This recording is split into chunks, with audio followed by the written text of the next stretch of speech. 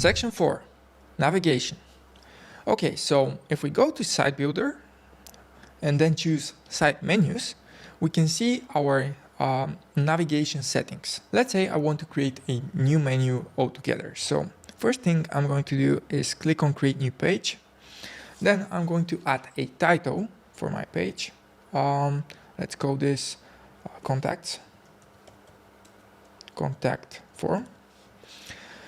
So I can add a custom dropdown to my menu, which the custom dropdown is going to be a custom page partial.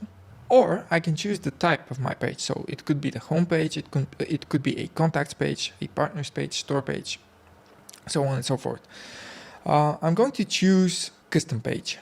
Click OK, and then from the custom page URL, I'm going to choose the custom page that I have prepared for this menu. So contact form, OK, save. And I'm going to delete this test. Go inside the editor, click on go to site, and right here I have my contact form, home, about, contacts again. Click on that, and we have the contact form. I can also rearrange my navigation. I can also access it from the editor as well.